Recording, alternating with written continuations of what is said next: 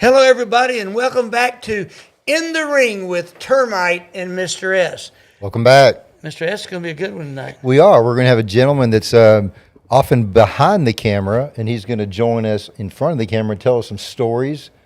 Native Houstonian, a lot of history that I know that y'all have. So it's going to be pretty exciting.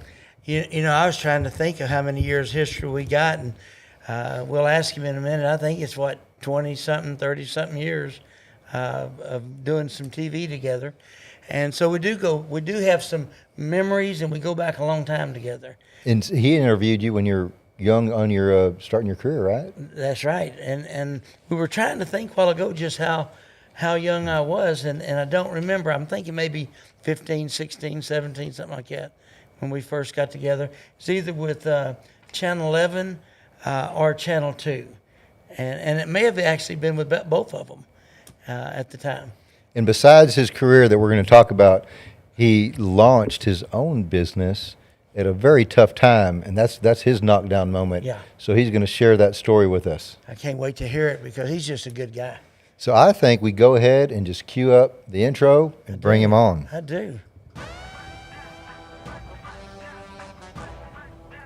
Put him on. Ladies and gentlemen, welcome to the main event on In the Ring with Termite and Mr. S. Stepping into the ring is a man who's been telling Texas stories since he was just 12 years old. He started behind the mic, then became one of Houston's youngest TV photographers at KPRC Channel 2 under the legendary Ray Miller. He's worked with legends like Dave Ward, Bob Allen, and Marvin Sindler. With 2 Emmy nominations and national features on Good Morning America and Nightline, he's lived prime time from every angle. Now the executive producer at Firefox Video, please welcome the man who defines TV programming, Chris Primetime Swanson.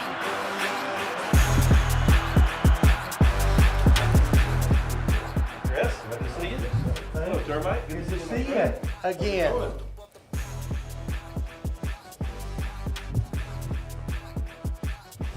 It's going to be good tonight. Chris, we're so glad to have you here, buddy. Thank you so much for the invite. I love you guys, man. You have a good podcast.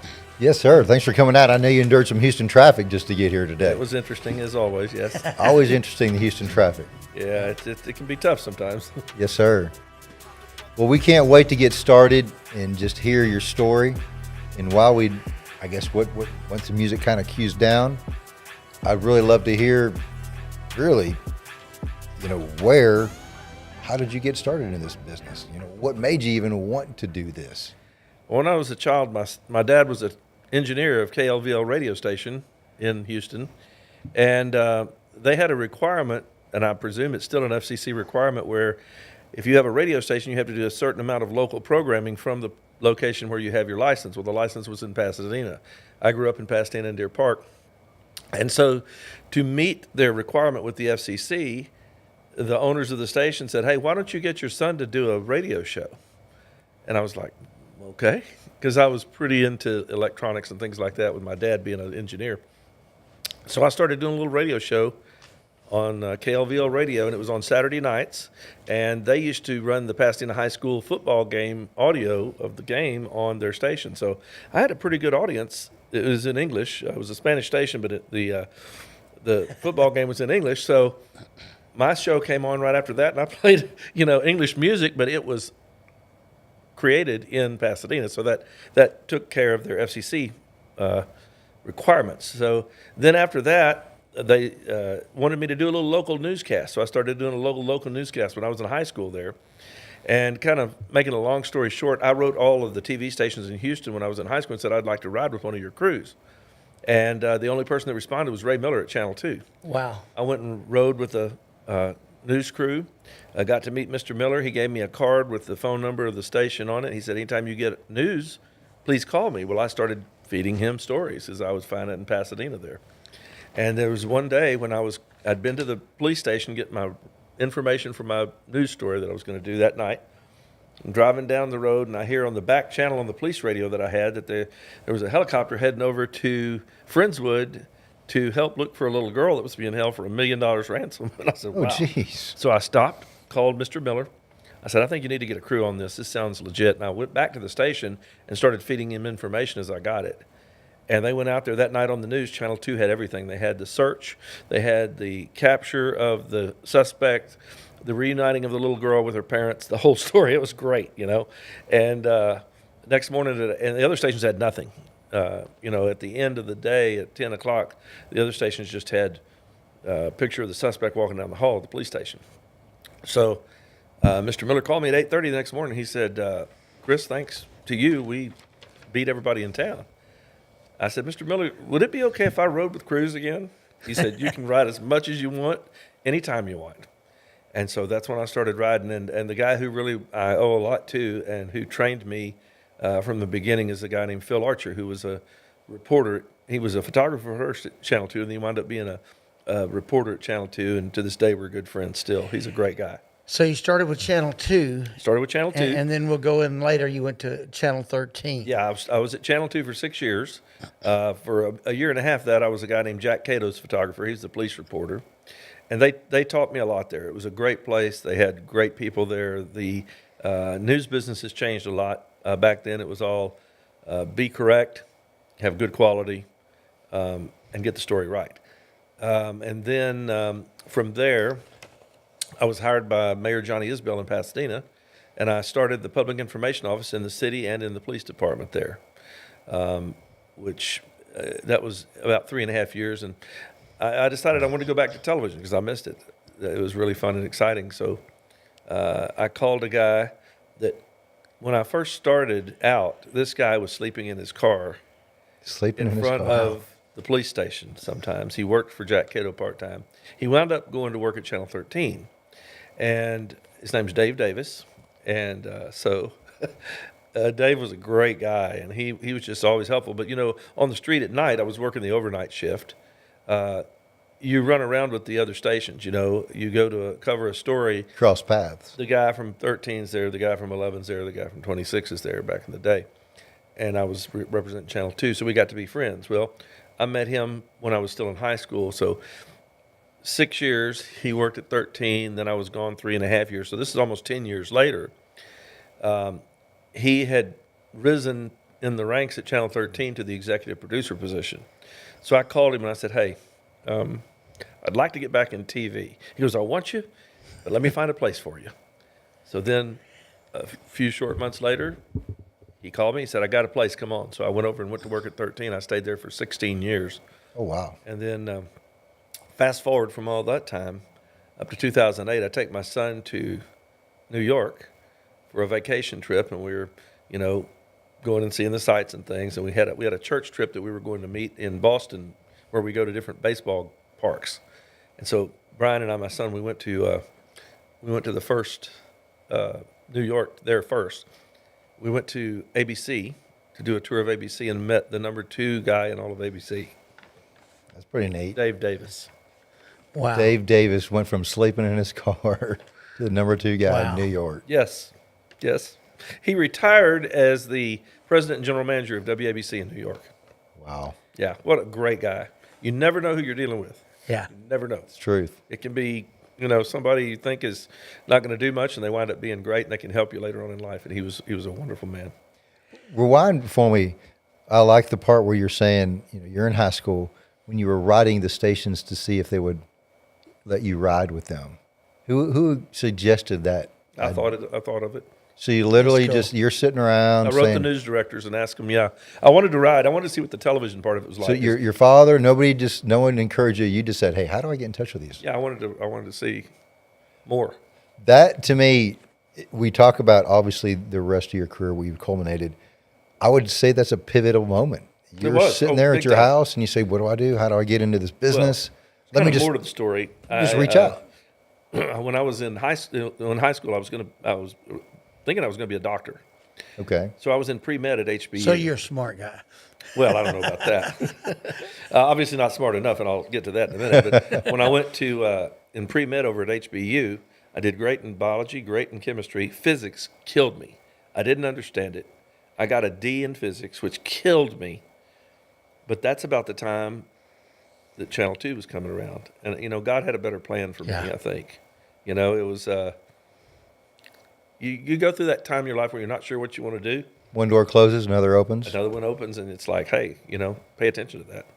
But I love the initiative. I mean, the story that where you're at today really stemmed from, I'm just going to reach out. And I want to emphasize that. So many people are just waiting for like a tough break.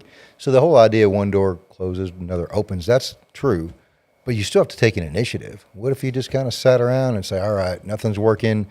I'm going to wait to see what Well, I happens. actually started picking up film off the floor at Channel 2. They gave me a little job like that to start with.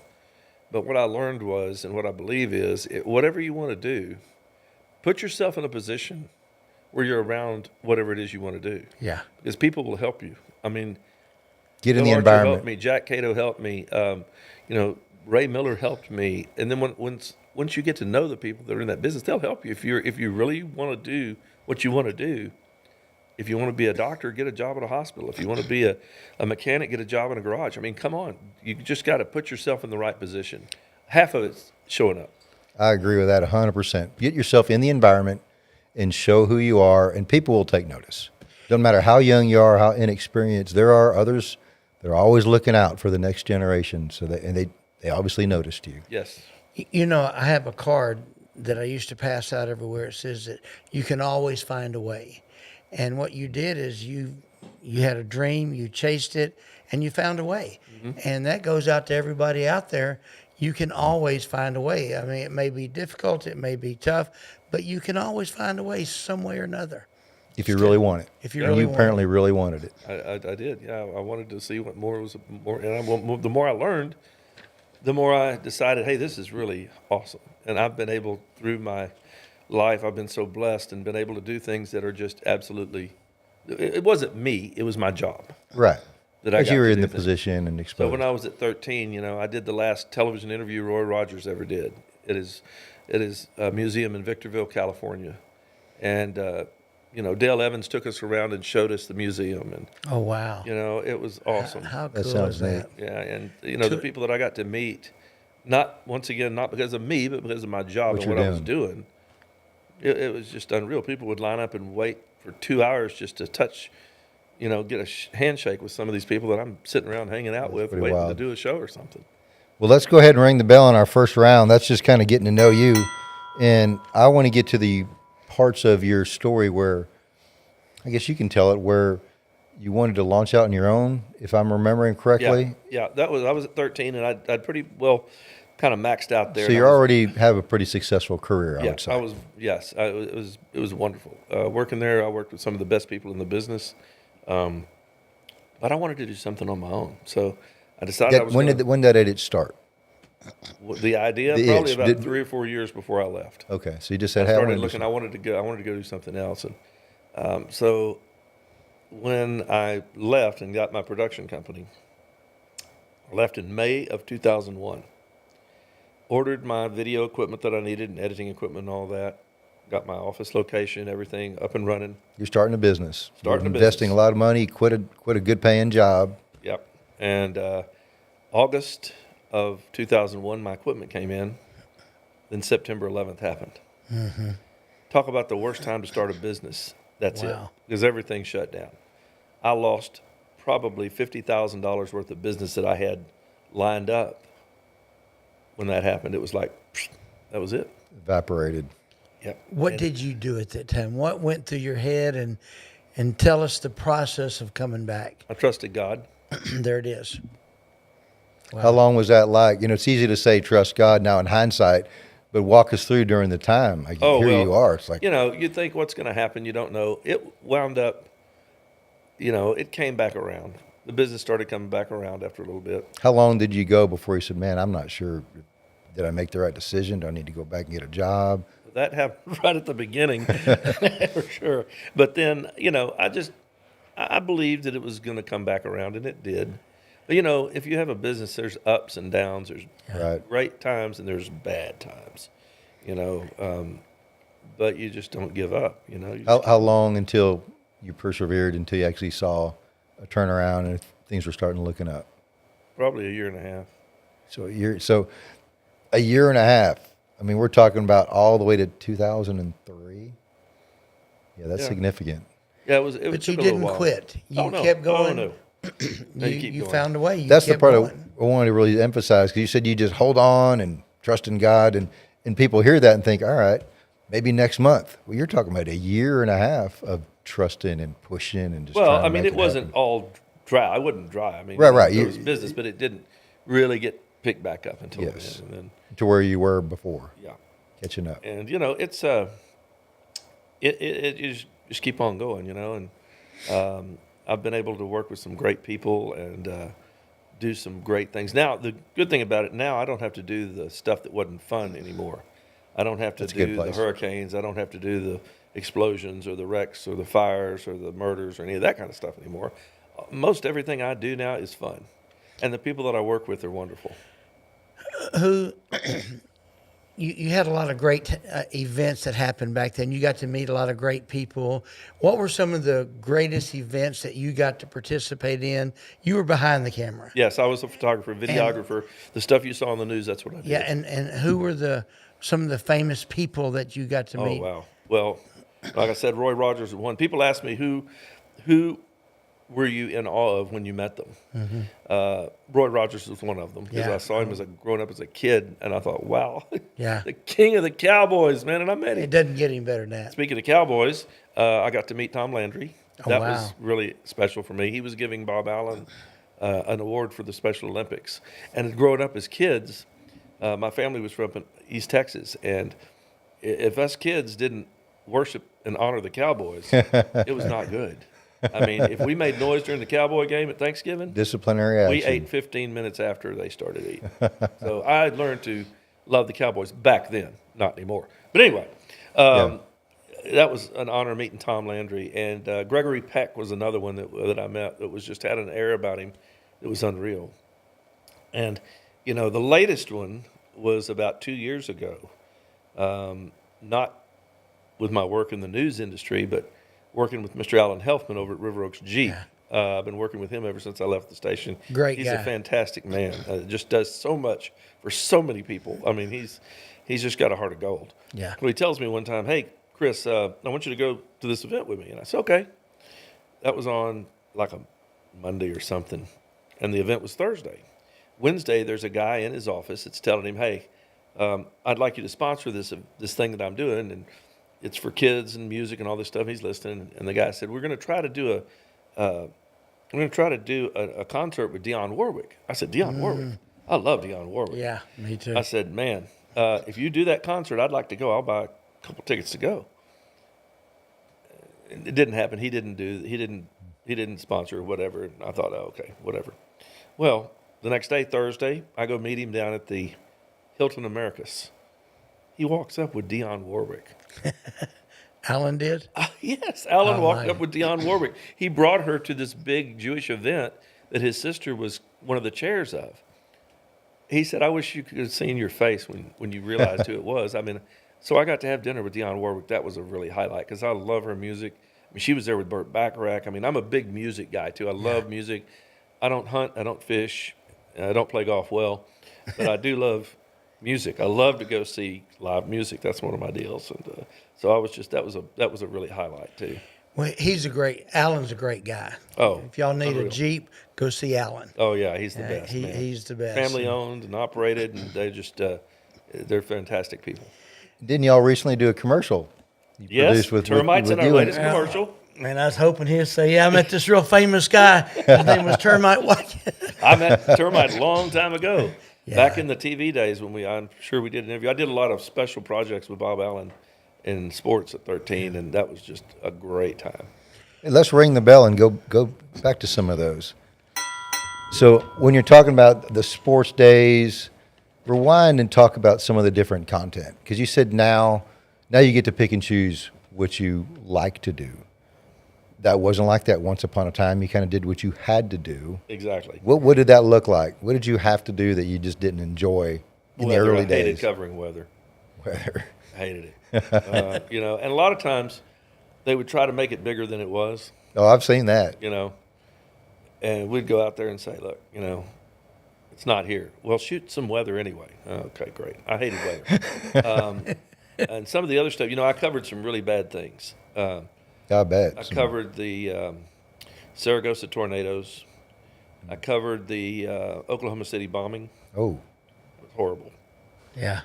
But my friends that are still in the business tell me that the floods there, the Camp Mystic, and that was just last year. the Oh, worst that was thing this they've year. seen. That's the worst. And it was tough. People would say, "What's the worst thing you've ever seen?"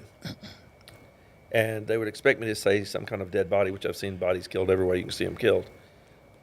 Not at all. The worst thing you can see is children that are being tortured, Yeah. like a burning car where there's kids inside and they're trapped and the firemen can't get to them. It breaks your heart. It's just like, what? You can't do anything about it. That's horrible. Oh, wow. That would just stay with you. Yeah. Yeah. And, you have to kind of, when you're covering things like that, you have to kind of remove yourself from it. But there's certain things you can't remove yourself from. Right. And when you go home at night, you cry. Could imagine, now you're seasoned, you've been through a lot. I'd imagine your early years when you're starting to see some of these things that are horrible. Oh, yeah. One it of was my hard to friends deal from with. high school stopped by my house one night, and I was getting called out on a scene. And I said, "You want to go with me?" He goes, "Yeah, I'll go with you." He had nightmares about what he saw. It was a boating accident on the San Jacinto River. 5 people killed. I'm not going to go into any further details. No, with I that, understand. But it was really, really horrible Yeah. and really bad. And he, to this day, he'll tell you it's one of the worst things he's ever seen. And I guess we take for granted, sometimes we'll see things on TV, but the fact of the matter is the sensational stuff does sell. If you look at, If it bleeds, it leads is the way it used to be. And, you can get a group of people that'll sit around and you do a survey with them, and say, what do you want to see on TV? What do you want, what would you like to be on there? They're going to sit there and tell you, oh, we want to see good things. We want to see, happy things and all this stuff. They'll leave, walk out of that building where they do the interview. There'll be a wreck right in front of them, and they'll stand there until the body's gone. It's human nature. So true. It's just how people are inquisitive, and if it's something really bad, it piques their interest. It can be bad behavior, it can be bad, shootings or anything bad. and I struggle with it. It's kind of like you'll hear people criticize the news networks and say, man, all they're trying to do is so sensationalism, the negative stuff. But at the same time, we got to remember they're a business and they're there to make money. And like you said, if we give people what they say they want, let's say we're all good news all day long, and you got your competitor giving them the bad news, They're going to watch that. which one they're going to watch, and now your business goes down. So it's like it drives, you're just giving the people what they want. And it's unfortunate. That's what people want. Yeah, the situation now is people have so many choices of what they want to watch. Yeah. They can watch anything they want, anytime they want, on demand. It is unique. So that's why some of the news departments don't have as much money as they used to have, because an advertiser, like, say, Coca-Cola, knew that, this particular station had a certain number of viewers. Well, every viewer that's now watching, Beat Bobby Flay or The Real Housewives or whatever it is that they want to watch, whenever they want to watch it, including the podcast. A lot of people watch podcasts now, too. The advertiser says, well, that's less that I'm going to pay you because I'm not getting as much results. And they're putting money in other things. So as a result, salaries have had to come down. It's just the way the business has gone because of technology. And it sounds like you've kept in touch with all of that. I try to. I try to. My customers, we do Instagram, we do, social media.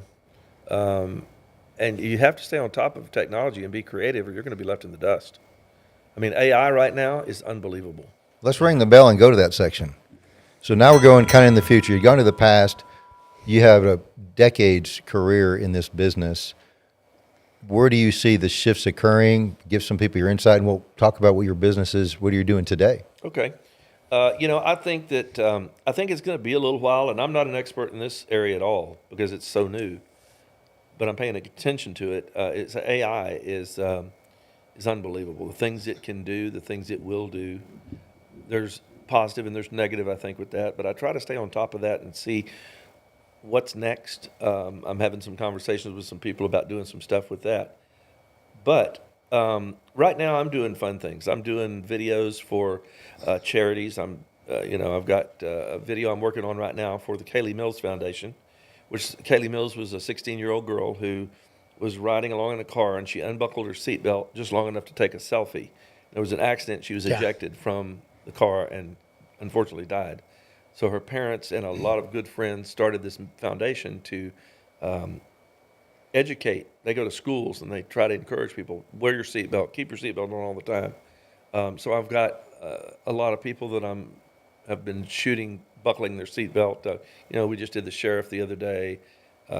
We've got a lot of people that have done that, in law enforcement and sports figures and things like that.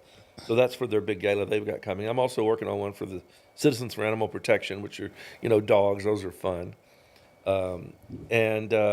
In addition to that, I do regular commercials. Like I say, I do Alan Helfman's commercials. I do Crazy Alan Swamp Shack. I do Those Opus Termite Ocean, Opus Watkins Bistro. commercials. I did the Termite Watkins commercial that was very successful, and they've got a fantastic pest control business and fumigation company. I loved working with you on that. That was fun. Well, I want to That brag was on fun getting to see that. I got to be behind the scenes while y'all were recording it. That was entertaining. I want to brag on what he did for us, Termite Watkins Pest and Coastal Fumigators. Man, he did his thing, and he told us when and where to place it and stuff. And our business just grew. It just grew because he knows what he's talking about. I mean, I can vouch for him. He knows what he's talking about, and he does such a great job. Thank you. And it was fun. Well, my team is fantastic too. I've got people that work with me that are just wonderful. John Manigold is one, and Gracie Henley's another one. I mean, these, and Zebedee Peterson. These people are great, and they work hard, and I just love to work with my team. They're fantastic. And you were telling me earlier you have two different business initiatives. other thing Tell I'm us what doing- those are and what you do in each. The video production, that's firefoxvideo.com. We do TV commercials, we do marketing videos, sales videos, training videos, anything to do with video, music video, whatever. That's all videos. But the new thing we've started is legacy videos, This where is cool. basically we do a documentary on someone's life. And I got that idea because one of my good friends was Tommy Foote, who was George Strait's tour manager. And he passed away April 29th last year. And went to his service out in San Marcos, and I'm coming back down this I-10 heading to Houston. And I thought, wow, the stories that he had are gone. And we had done, Bob Boudreaux, who I used to work with, did one of these videos for a very popular socialite in Houston, but it's private. We couldn't really show it to anybody. But I started thinking, there's a niche there. There is a need, because when I was growing up, my dad played the fiddle. I had a camera with me all the time. I don't have any video of my dad playing the fiddle. Yeah. You think about these things. You didn't think about it at the time. It's no big deal. Your dad plays the fiddle all the time. My photographer friend that I work with, John Manigold, sent me a text today. He said, I got pictures of my dad working in his woodworking shop today, video, Wow. because of what you told me. And, that'll be treasured forever. So we did one for Carl Joyner, who was the mayor of Kemah for a while and has a very successful company called Joyner Architects. And when he showed that video to his family at Christmas with his kids and grandkids, he and his wife did the video. They were in awe. Yeah. And we've got video of them sitting around talking to Carl and said, you raise chickens? He goes, yeah, I raised chickens and they laid eggs and I sold those eggs for 35 cents a dozen. And that's how I bought my first car and paid for my first year of college. Wow. And the magic that happened there, God forbid, whenever they're gone, those kids and those grandkids will never forget that conversation that was a direct result of this video that we did for them. Well, ever great since idea. you told me about it a few months ago and we talked about it, I'm going to do it. I'm going to do it. I told you that back then I am. I want to leave my story behind to my kids and the grandkids that I'm not going to get to see. And my grandkids, my great-grandkids. Absolutely. They can say, this was your great-great-grandfather. This is who he was. Yeah. And there's a lot of difference. A lot of people are writing books. There's a whole lot of difference in reading something in a book. And watching a video. And watching somebody that's talking about it with their inflections and their excitement. Seeing the real person. And seeing the ups and the downs. Yeah. It's amazing. Yeah. You mentioned something about the AI. Where do you see that coming in? Where do you see You know, I don't know who's an expert. I think we're all learning, but what do you see as some of the dangers, some of the excitement? Well, I tell you the dangers. You know, we can take a little snippet of someone's voice and make them say anything we want them to say. And unfortunately, bad people are doing that and calling older moms and dads or grandmas and grandpas, and it sounds like they're talking to their son or daughter, and they're in trouble. They need help. Please send some money, and here's how to send it. And they don't understand. Yeah. It's bad. And, you know, so there's bad sides to it. But, you know, everybody just needs to be aware. And even with banks, you know, I had a friend of mine had it happen where they thought it was their bank calling them. You know, hang up the phone and call the bank. Mm-hmm. Hang up the phone and call your son or daughter, whatever. Yeah. The bad parts of it are really bad. The good parts of it are, you know, you can get some really good ideas off AI. You know, if you're thinking about something you want to do, put in there what you're looking to do, and you'd be surprised what comes out of it. Well, I've seen some things like you're talking about the cloning, where you can actually clone yourself and record yourself speaking and video, and then you can literally make clips with yourself by just uploading a script, which sounds neat. You know, you can do a lot of different videos with actually recording video, but that's scary in itself too. What else can that lend but to? a lot of times it doesn't look really real. Yeah. So it just depends. Yeah. But now you just got to be careful because everything you see may not be what it really is. Some of it does look really.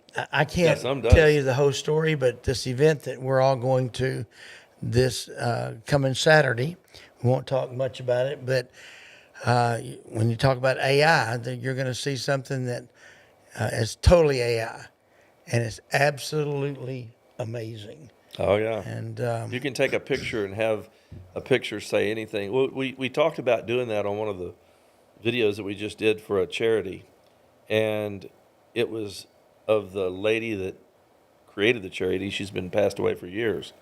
We talked about doing AI where she went on the screen and said something, but we decided it may freak people out too much. So we just decided, no, we're not going to do that. We'll show her a picture, we'll talk about it, but we're not going to. Yeah, because that might be too much for some people. Some of us might think it's neat. Yeah, and some others people, it might just be too much. Yeah, and she had family members there, so they would probably not like it. yeah, Well, I start to think about, they call them the deep fakes, I think is what it's called, when you get some prominent figure, let's say a political figure. Oh, yeah. And all of a sudden you find a way to make a broadcast of this person saying something that could cause a lot of problems. At what point are we going to be able to discern what's real and what's not?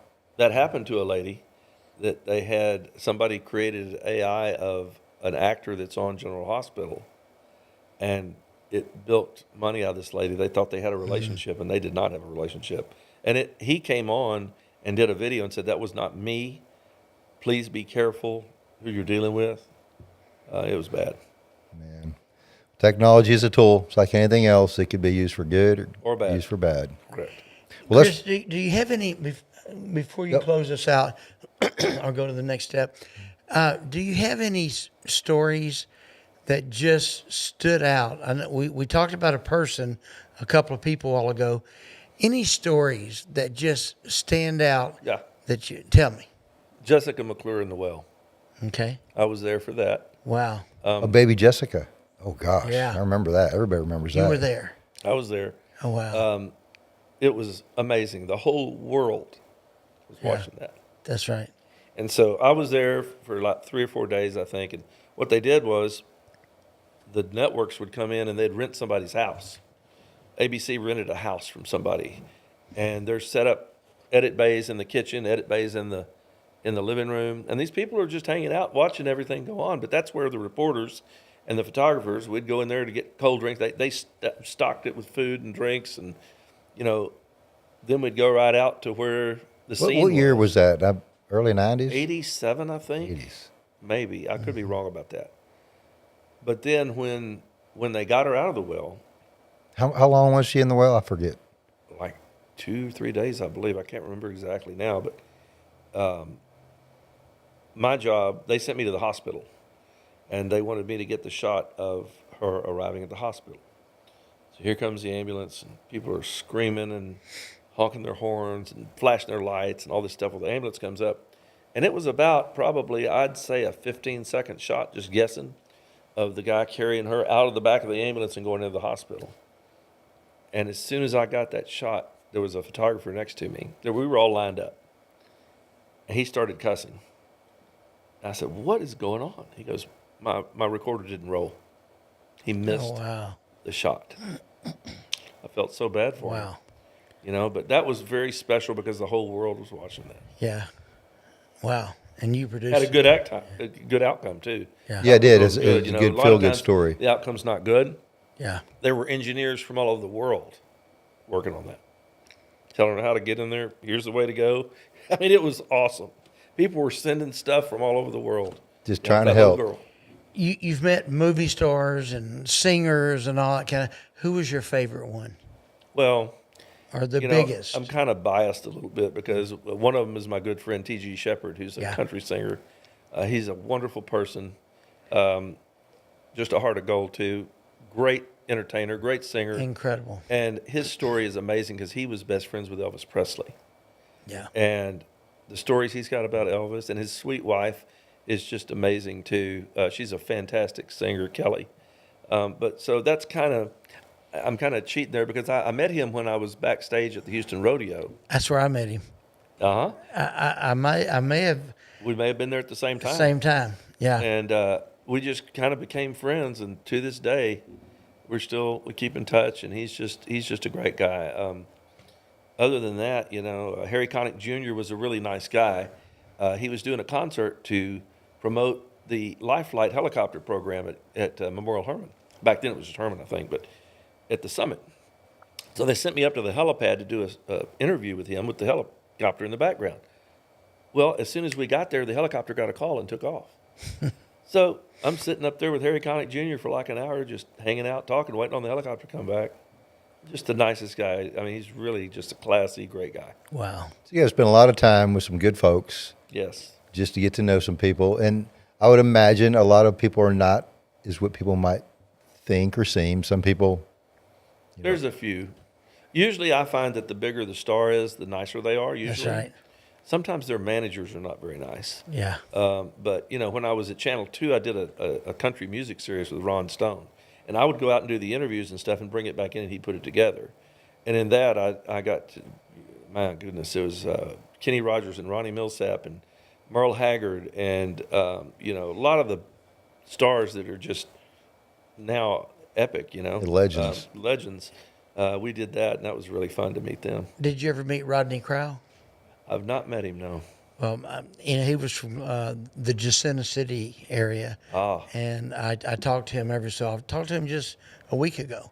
Just a great guy. He's hit it big for. Yeah, I love his music. He's great. Yeah, he. I'm a big country music fan. Yeah, I do. He Roseanne Cash. He was married to, and then they divorced. But we stay in touch now, and I got to meet Mel Tillis back in the day. I used to that'd hang be out with good. him some. My good friend Mundo Earwood, who was a local singer, his manager Jay Collier was partners with Mel in a publishing company, and he'd call me, and we'd go out when he was going to be at the Houston Rodeo, and we'd get on his bus, and he'd like to go eat at Angelo's Fisherman's Wharf out there on South Main. yeah. So we'd go out there and then come back up to the rodeo and just hang out with him. But he was fantastic too. Well, let's ring our bell and go to the next round. And in this round, we're just going to really summarize. You've kind of gone through your whole story. Not that your career is over. It seems like you're got a lot in the future. But thinking forward, when we talk about these legacy videos, how do you want to be remembered? You know, That's a good question. I've been very blessed. I have a fantastic son who's doing very well in his business. And I'm kind of like Marvin Zindler. I don't think I'll ever retire. I'm having fun. It's not work to me. I could tell. I love what I do. It's so much fun. And you're good at it. It's not work to me, you know? So I just hope that I can enjoy life. So many people that we know are so miserable. They hate their spouse or their partner, whatever, you know, their boyfriend, girlfriend. They hate their job. They don't take care of themselves, which I'm not perfect at that, but they're miserable.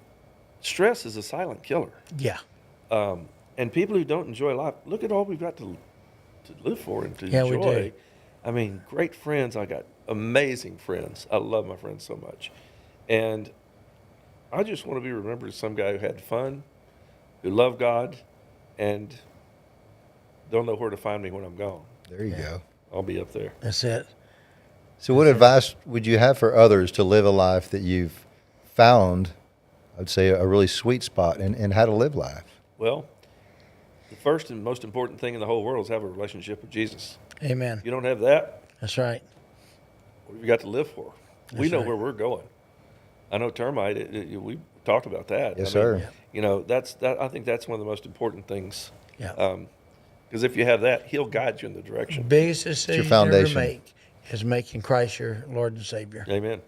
And, you know, I got a great church that I go to. My pastors are just wonderful. You know, if you've got Jesus, he'll help guide you. Yeah. And you got something you can look to. And if there's a problem, you're not alone. Yeah. What church you go to? First Baptist Church, Pasadena. That's what I thought. Redmond. Redmond, He's Yeah. a good guy, isn't he? Yeah, you came to one of our Yeah. lunches one Yep. time. Yep. You know, when you go somewhere with Termite, you have to you need security. Oh, I know. Everybody's We coming can't up go to to, it, I've so- never gone to lunch with Termite that somebody did not come up to us. Oh yeah. Hey, Termite, I remember you. I know you. Well, I just put on my social media a while ago that I was going to be doing this, and I got 2 or 3 people tell Termite so and so said hi, blah blah blah blah blah. Tell him I said hi.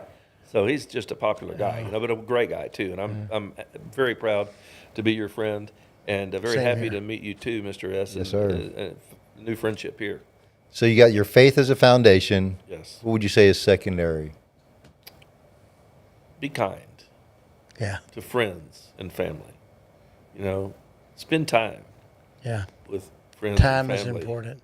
Being kind A is lot of important. people, and some people aren't outgoing. I understand that, but you know, people who just sit on the couch and watch TV all day.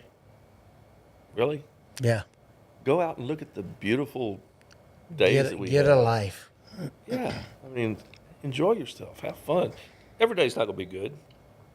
You know, you're gonna have bad days, and people are gonna aggravate you and let you down and make you mad.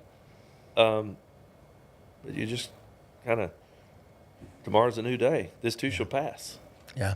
I love to just go up to people out of nowhere and say, "How you doing?" You know, and just start talking to them. They'll look at me. And I just love to do it because it makes their day and it makes my day. Yeah, and you meet new friends that way too. That's right. That's right. Be friendly, you will meet friends. That's it. Yeah. What do you think? This is exciting. I've really enjoyed just getting to know you more and you for hearing the your opportunity. story. Hopefully it's inspire others. I would say to wrap it up, what would you say to somebody that wants to pursue a career and hears your stories and like, wow, that sounds so cool. I would love to have a life like that. What would you say to a young person or whatever person that says, I want to do something like that? The proof of the pudding is in the eating. So do it. Whatever you want to do, learn it. Now the resources are amazing. Yeah. You can go on YouTube and learn just about anything you want to learn. So whatever you want to learn, get into it. Put yourself in a position where you'll be around people that do what you like, you're interested in, and you may get in there and figure out, well, man, I don't like this. Isn't what I Yeah. thought it was. Yeah. Worst thing But could you happen won't is you know. not like it. Yeah, you won't know unless you get around it. So anybody that's coming up, I tell them, get around people and talk to people. You'd be surprised who will talk to you. You know, I found that out in the media. You know, you can pick up the phone and sometimes you can reach somebody really big. They'll take your call. Yeah. You know, sometimes they won't. But if you just get around people that are with what you want to do, that'll give you knowledge. Knowledge is power. And, you know, there's no telling what kind of doors will open. Just try. Just Try. try. You know, I'll tell you a story, and we can wrap it up or whatever, but I'll never forget this. I was covering Mardi Gras down in Galveston. Tillman Fertitta was standing across the street from me, and I covered all the Mardi Gras stuff for Channel 13, starting when it first started and for years while I was there. And Tillman walked across the street, and he goes, "Hey, Chris, you know the difference between me and everybody else?" I said, "What's that?" He said, "Everybody else talks about it, and I do it."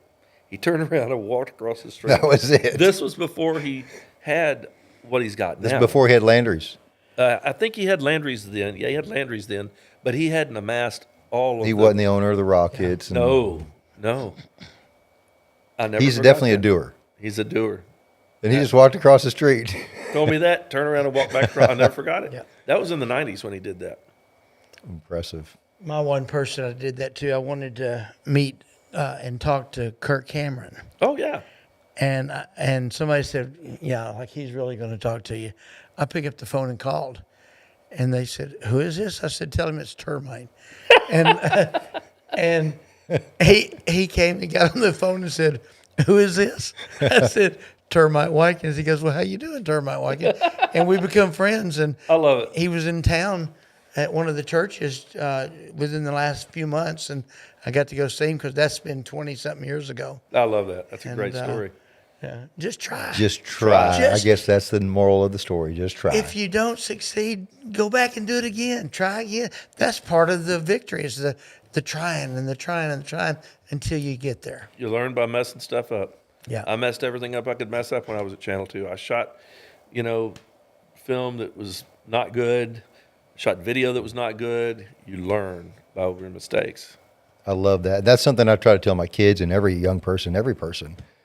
You're going to make mistakes. Don't be scared to make mistakes. There's something in some people, they're so scared to make a mistake, and it paralyzes them to the point where they're not going to make a mistake, but they're also not going to actually get to do what they really want to do. So just try. Fall on your face. There's only Make a been fool one out of perfect person yourself. walk on this earth. That's right, Jesus Christ. I love the book Thomas about Thomas Edison's biography, and he was one of the biggest failures in the world. And I just love it. His theory was get up and try it again. What he tried 10,000 times on the light bulb. I think nearly, yeah. Yeah. Nearly 10,000 times. Wow. And but he just kept trying. The worst thing could happen is you fail.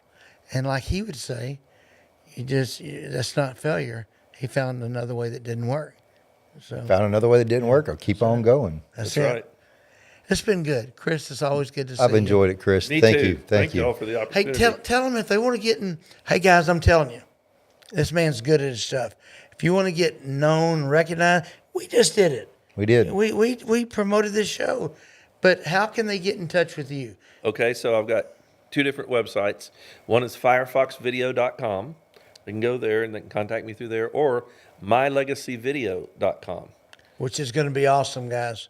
That's either way, and just love to talk with anybody about what they want to do and how we can make it happen. And thank y'all for the opportunity. Yes, to be on sir. your Well, wonderful I've used podcast. Firefox and going to again, and I'm going to use the Legacy, and I'm going to do that. So Well, take care of it's it. been good. Well, thanks again for coming. Thanks for enduring Houston traffic to come join us Well, to tell I'm these used to it. stories. And Thank we can't y'all. wait to see more of you, Chris. All right, buddy. Thank y'all very much. I appreciate it. Thanks. We'll close it out. Yep. You going to do your hands up? Not this time.